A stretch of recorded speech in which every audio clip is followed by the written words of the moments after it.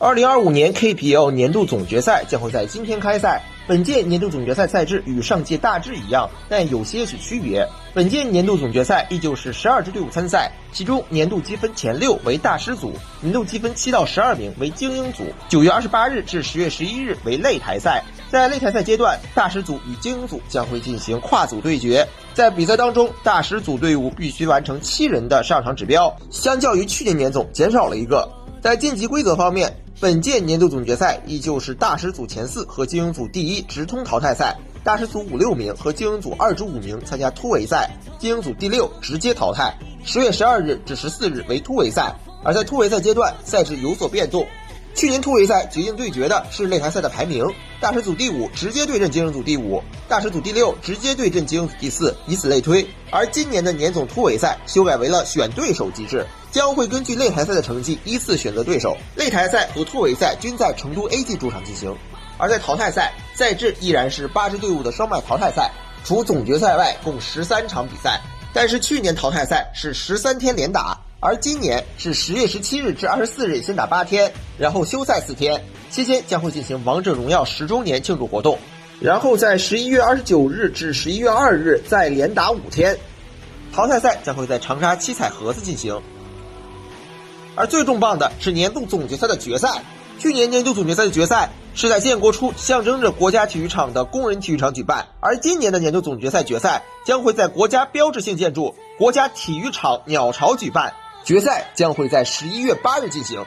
在队伍方面，大师组6支队伍共有5支队伍进行了租借。今天我们也简单看一下各队的大名单情况。A 级超玩会租借来了坦然作为他们的7人名单当中的一员，这样一来 A 级的7人名单人均 N 个冠军，一冠的小鱼在其中都略显暗淡。A 级不用多说，从23挑杯开始，他们就迈出了走向强队的步伐。从24年的夏天开始，他们建立了属于他们的历史级的王朝。可以说，现在只要提到王者荣耀电子竞技，就必须要提 A 级超玩会，就必须要提他们的王朝，也无需多言了。年度总决赛第2名北京微博，本届年总微博租借了上海 RNGM 的游走卫晚星，7人名单当中另外一员是钟路明。春季赛和夏季赛连续2届联赛告诉我们，北京微博是越打越强的队伍，林迪洛赛训组能够帮助北京微博在大赛当中快速成长。在夏季赛季后赛阶段，北京微博所展示出来的快速调整能力是堪称恐怖的。我并不认为晚星的租借会对他们原有班底造成什么影响。北京微博的目标无疑是回到自己的主场城市北京，去到鸟巢，他们也无疑是除 A 季外去鸟巢的大热门队伍。年度积分第3名重庆狼队，本届年总租借了上海 RNGM 对抗路樱花，并且对其他人员也进行了调整。夏季赛首发风萧无缘大名单，道仔来到首发位置，信作为替补游走登上7人名单。在教练方面，47正式加入全套的 SK 赛训班底。狼队在夏季赛展示出来版本理解是没有问题的，但是双边归期风萧主要是归期的状态低迷，医生看起来 SK 想要把它当子阳用，但明显医生挑不动这个大梁，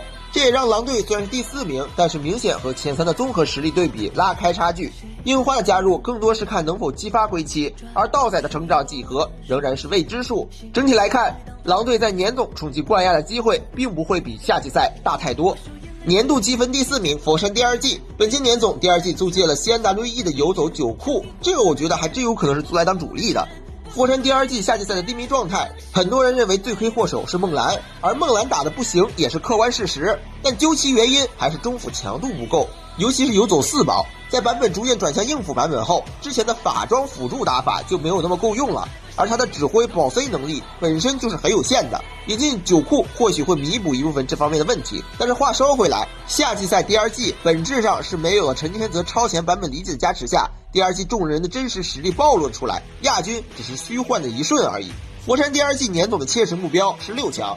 年度积分第5名广州 TTG， 年总租借了南通黑尔9进的打野洛尘，7人名单的另外一员是对抗路小困。从 ACL 开始，9哲依靠着协修社和体系一路向前，并且在夏季赛成长为了3强之一，但是在常规赛第3轮和季后赛，TTG 协修的局限性就逐渐体现出来。当前期野区强进攻性不再好用，当团队纪律性和执行力走上了下坡路时，广州 TTG 就难以做突破了。年总的 TTG 的一个悬念就是他们会改打法还是继续邪修下去，也正逢版本变动，无论是改打法还是继续邪修，都需要他们做出充足的调整。TTG 是不成功变成人的，一方面他们也是鸟巢的热门队伍，但另一方面他们背后依旧是悬崖。年度积分第6名杭州 LGD NBW， 他们是唯一一支没有进行租借的大师组队伍。像老干爹这样的低成本运营队伍能够走到6强和大师组是已经超出了预期的。小白熊和小明在夏季赛来到新环境后都证明了自己，而这支老干爹也是毋庸置疑的 S 组守门员。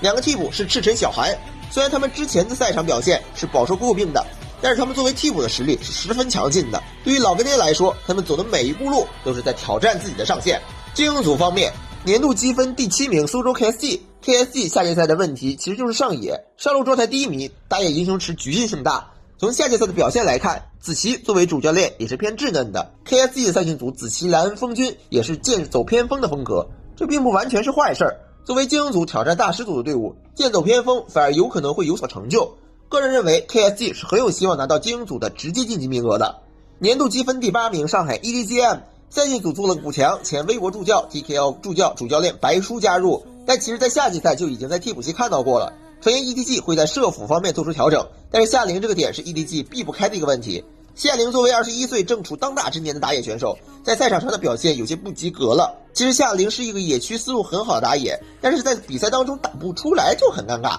他们的上限也就是8强了。年度积分第9名济南 RW 侠，感谢春季赛吧，夏季赛的济南 RW 侠打的啥也不是。仙人秋元单看他自己的表现其实没啥大毛病，但是确实做不到平替决议，flag 下滑也是肉眼可见的。年总 RW 做出了赛训调整，助教子月升任主教练，清风加入担任助教。没有一线主教练执教经验的教练在大赛出任主教练，助教也是刚刚做出转型的清风。而且 RW 侠所积攒的问题也有很多，只能说年总的 RW 有些难打。年度积分第10名北京京东，在连续投入多个赛季后，京东在夏季赛终于收获了结果，拿到了8强的成绩。但是年总的擂台赛和夏季赛的 A 组不一样，年总的精英组队伍是要和大师组队伍进行交手的。京东在夏季赛引以为傲的坛野社和体系，能否在面对大师组时继续发力，是需要画一个问号的。包括无畏在面对到大师组队伍的辅助时，对位压力肯定是会比夏季赛大很多的，所以京东年总的压力还是很大的。年度积分第11名太堂晴九，在夏季赛晴九挺进8强，也是临时席位队伍时隔多个赛季在 KPL 季后赛获得胜利。而在前几天的 KPL 资格赛上，太堂晴九上演让 3.99 追4惊险上岸，也能看得出来晴九在资格赛的状态不是很好。对于他们来说，作为一个临时席位队伍，今年不缺席任何一个大赛已经是很不错了，他们每走一步都是在突破自己。年度积分第12名长沙滔博，滔博可以说是被硬捞上来的队伍了。夏季赛的滔博在失去9库后下滑严重，小七胖球冰神没有一个是游走位的最优解，小七效果看起来最好，但是也解决不了根本问题，就看他们有没有在过去几个月练就什么神功了。对于他们来说，不垫底就是胜利。今年是 KPL 的第9个年头，同时也是王者荣耀的10周年，加上鸟巢，可以说今年年度总决赛背后的意义是重大的。今天下午年度总决赛就正式开赛了，让我们一起期待圣龙杯的归属。